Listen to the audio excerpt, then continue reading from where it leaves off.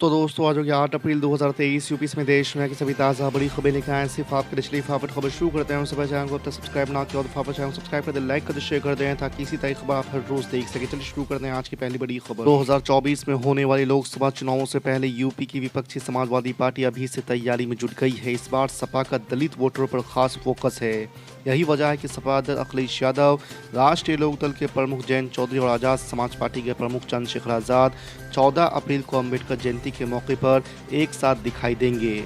तीनों नेता doctor B R. Ambedkar की जन्मस्थली मध्य प्रदेश के महू में एक बड़ी सभा को संबोधित करने वाले हैं। जिस अडानी मुद्दे पर संसद में लगातार गतिरोध बना रहा, अब उसी पर विपक्ष में फूट पड़ती नजर आ रही है। दरअसल एनसीपी के वरिष्ठ नेता ने इस मामले में कांग्रेस से अलग सूर साधते हुए कहा है कि इस मामले में जेपीसी जांच की जरूरत नहीं है। उन्होंने इस मामले में जेपीसी के बजाय सुप्रीम कोर्ट कमेटी से जांच के ज्यादा निष्पक्ष होने का भरोसा जताया है। आपको बता दें कि शरद पवार का यह बयान ऐसे वक्त में आया है जबकि अडानी मामले को लेकर संसद का पूरा सत्र ही हंगामे की भेंट चढ़ चुका है। कांग्रेस अडानी मामले में लगातार जेपीसी की मांग कर रही है। भारतीय रेलवे इस समय तेज गति से कई रूट्स पर वंदे भारत ट्रेनों का संचालन कर रहा है। पिछले दिनों भोपाल से दिल्ली के बीच चलने वाली वंदे भारत ट्रेन को प्रधानमंत्री नरेंद्र मोदी ने हरी झंडी दिखाई। वंदे भारत में यात्रियों की सुविधाओं का खास ध्यान रखा गया है।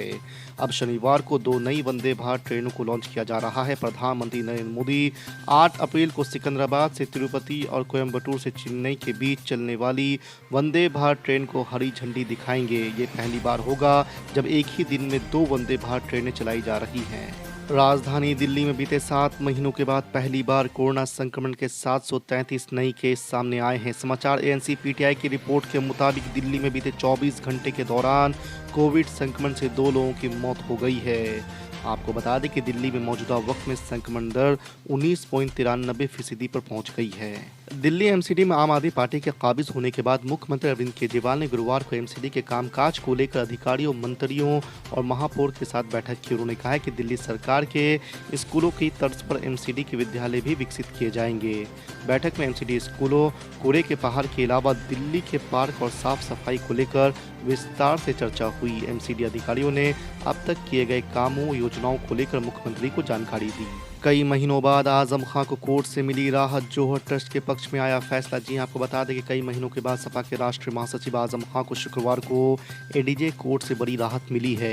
एडीजे कोर्ट ने माना है कि जौहर ट्रस्ट ने किसानों से जमीन खरीदने में विधिक प्रक्रिया को अपनाया और साथ ही जमीन की धनराशि का भुगतान भी किया है। बिहार के मुख्यमंत्री नीतीश कुमार ने शुक्रवार को पटना स्थित अपने आवास पर इफ्तार पार्टी का आयोजन किया। मुख्यमंत्री नीतीश कुमार की इफ्तार पार्टी में सत्ताधारी महागठबंधन के नेताओं ने ही हिस्सा लिया। Deputy CM Tejashwi Yadav, JDU अध्यक्ष ललन सिंह समेत कई मंत्री और अन्य नेता इसमें शामिल हुए।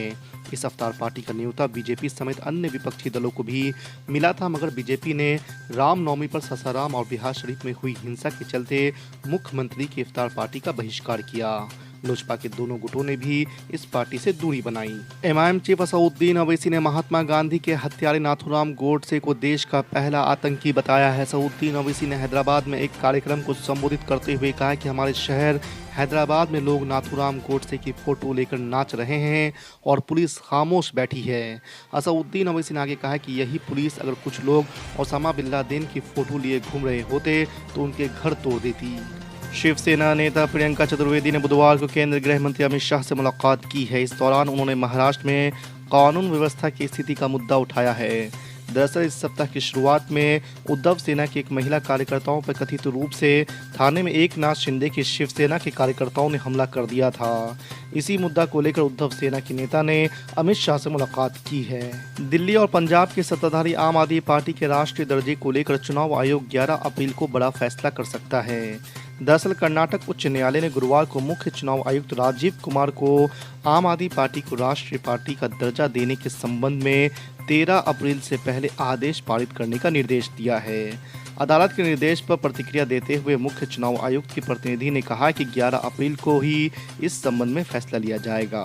प्रधानमंत्री नरेंद्र मोदी ने भारतीय जनता पार्टी के 44वें स्थापना दिवस पर पार्टी मुख्यालय में पार्टी पदाधिकारियों और कार्यकर्ताओं को संबोधित करते हुए कहा कि सामाजिक न्याय भाजपा के लिए सिर्फ राजनीतिक नारा नहीं बल्कि आस्था का विषय है।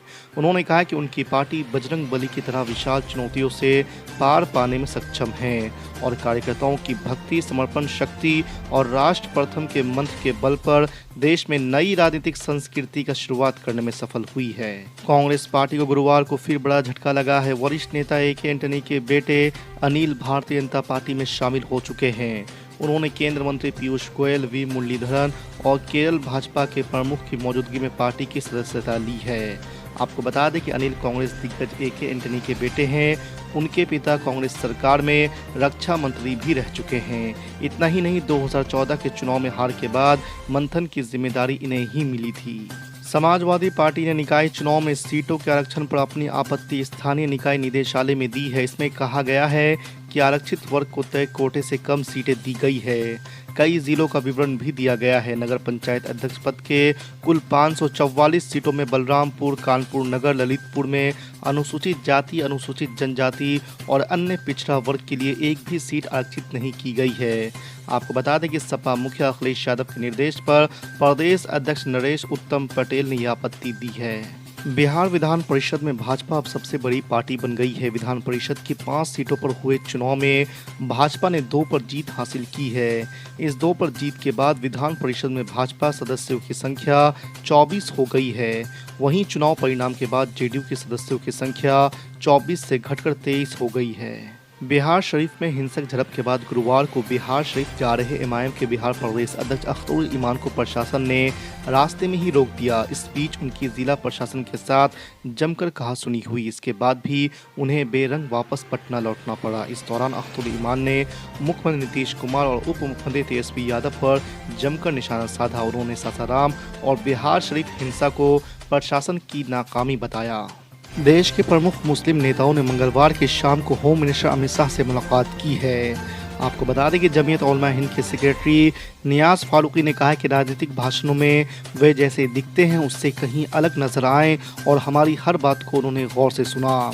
आपको बता दें कि इस मीटिंग में जमीयत के मुखिया मौलाना महमूद मदनी और all India Muslim personal law board के सदस्य कमाल फारूकी और प्रोफेसर अख्तरुल वासी भी मौजूद थे। गुलाम नबी आज़ाद कांग्रेस पर लगातार हमलावर है। अब उन्होंने एक बार फिर से तीखा रिएक्शन देते हुए कहा कि जैसे हालात है उसमें कांग्रेस दशकों तक सत्ता में वापसी करती नहीं दिख रही है। गुलाम नबी आज़ाद ने G23 ग्रुप की ओर से कांग्रेस को नुकसान पहुँचाने के सवाल पर भी जवाब दिया। उन्होंने कहा है कि लेटर लिखने वाले ज़्यादातर नेता ऐसे थे जो अध्यक्ष, महासचिव या फिर कोई प्रधानमंत्री बनने की चाह नहीं रखते हैं। प्रधानमंत्री बनने की बात तो तब हो जब कांग्रेस सत्ता में आने वाली हो। यूपी के पीलीभीत से बीजेपी सांसद वरुण गांधी काफ़ी समय से चर्चा में हैं। कुछ महीने पहले तक उनके कांग्रेस समेत अन्य दलों में जाने की अटकलें लग रही थी। अब वरुण गांधी एक बार फिर से चर्चा में हैं। दरअसल बीजेपी सांसद वरुण गांधी ने उत्तर प्रदेश के मुख्यमंत्री योगी आदित्यनाथ को एक लेटर लिखा है। पिछले दिनों उत्तर प्रदेश में हुई बारिश को लेकर वरुण गांधी ने यह लेटर लिखा है। उन्होंने बारिश से किसानों को हुए नुकसान पर चिंता व्यक्त की है। मुख्यमंत्री योगी आदित्यनाथ को लिखे लेटर में वरुण गांधी ने किसानों को मुआवजा दिलाने का आग्रह किया है। इसके साथ ही उन्होंने पीलीभीत और बरेली के डीएम को भी अन्नदाताओं को लाभ देने के लिए कहा है।